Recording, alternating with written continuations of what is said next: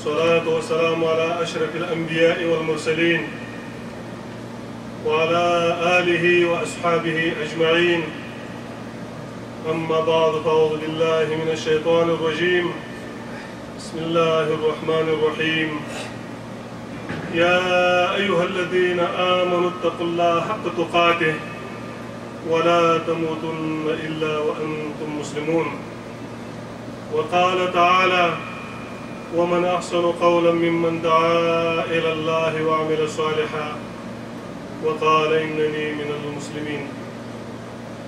زما ډیرو معززو مسلمانانو ورونو او په سر کې معزز شیخ القرآن والحدیث العلامه عبدالعزیز النورستاني حفظه الله، زه د الله رب العالمین د حمد او د شکر نه وروسته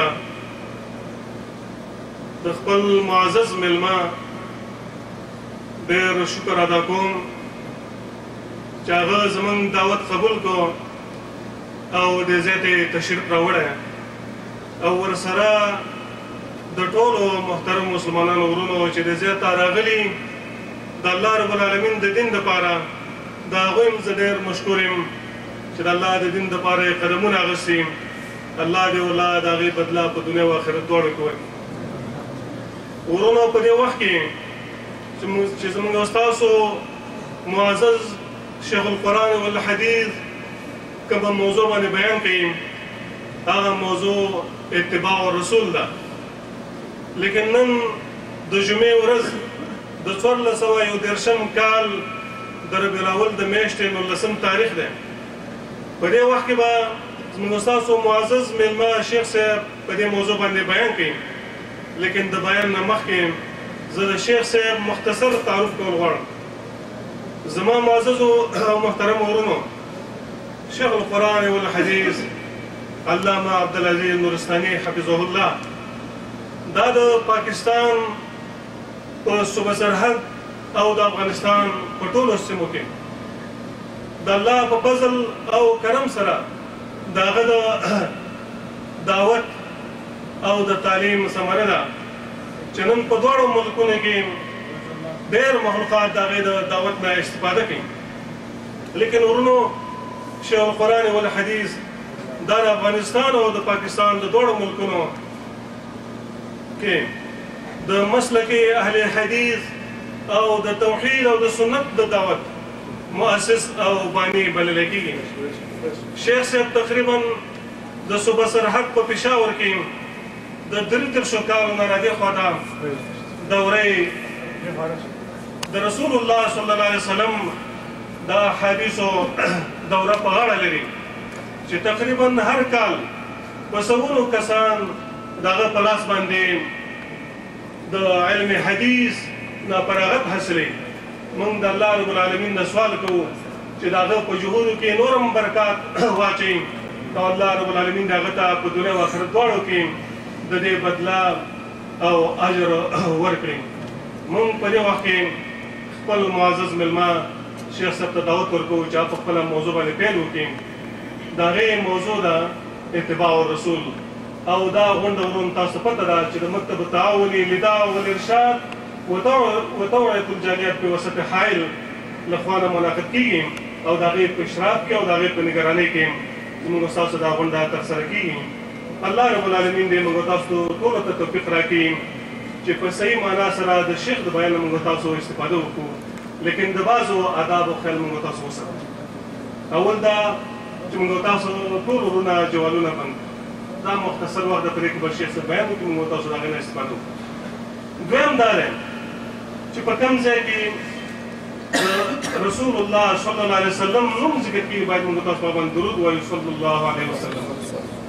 او دریم دا دی چې په تاسو باندې به اوراق تقسیم شي انشاءالله د تقریر او د بیان په آخر کې چې ورون سره کوم سوال هغه د کاغذ د لارې په کاغذ کې ولیکئ انشاءالله.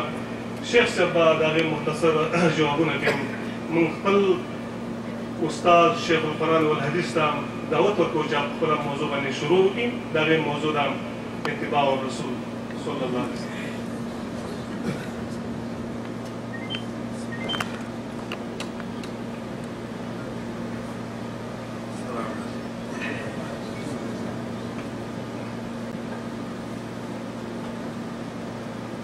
الحمد لله نحمده ونستعينه ونستغفره ونعوذ بالله من شرور أنفسنا وسيئات أعمالنا من يهده الله فلا مضل له ومن يضلل فلا هادي له وأشهد أن لا إله إلا الله وحده لا شريك له وأشهد أن محمدا عبده ورسوله يا أيها الذين آمنوا اتقوا الله حق تقاته ولا تموتن إلا وأنتم مسلمون يا أيها الناس اتقوا ربكم الذي خلقكم من نفس واحدة وخلق منها زوجها وبث منهما رجالا كثيرا ونساء واتقوا الله الذي تساءلون به والأرحام إن الله كان عليكم رقيبا يا أيها الذين آمنوا اتقوا الله وقولوا قولا سديدا يصلح لكم أعمالكم ويغفر لكم ذنوبكم ومن يطع الله ورسوله فقد فاز فوزا عظيما أما بعد فإن خير الحديث كتاب الله وخير الهدي هدي محمد صلى الله عليه وآله وسلم وشر الأمور محدثاتها وكل محدثة بدعة وكل بدعة ضلالة وكل ضلالة في النار. أعوذ بالله السميع العليم من الشيطان الرجيم. بسم الله الرحمن الرحيم. والعصر إن الإنسان لفي خسر إلا الذين آمنوا وعملوا الصالحات وتواصوا بالحق وتواصوا بالصبر. دا الله سبحانه وتعالى حمد ثناء او محمد رسول الله صلى الله عليه وآله وسلم باندې درود و سلام نرسته زما محترم معزز الله سبحانه وتعالى من پیدا کړیو او الله سبحانه وتعالى د خپل بندگانو سره ډېر محبت او مینه کوي او خپل بندگانو باندې ډېر رحم او کرم کوي. دا د الله سبحانه وتعالى د رحم او د کرم او د مینه او د محبت تقاضا ده چې هغه خپل بندگانو ته داسې لارې او داسې طریقې ښیي چې د هغه لارو باندې تلو او هغه طریقه خپلولو سره انسان د الله سبحانه وتعالى د عذاب نه د الله د گرفت نه اخلاصي. زما محترم و معززو الله سبحانه وتعالى په دې مختصر ترین صورت کې مونږ ته دا بیان کوي دا وینا کوي چې بني نوع انسان دا په خساره کې دی. انسان اطلاق چې په چا باندې کېږي دا ټول چې کوم دی نو په خساره کې دي.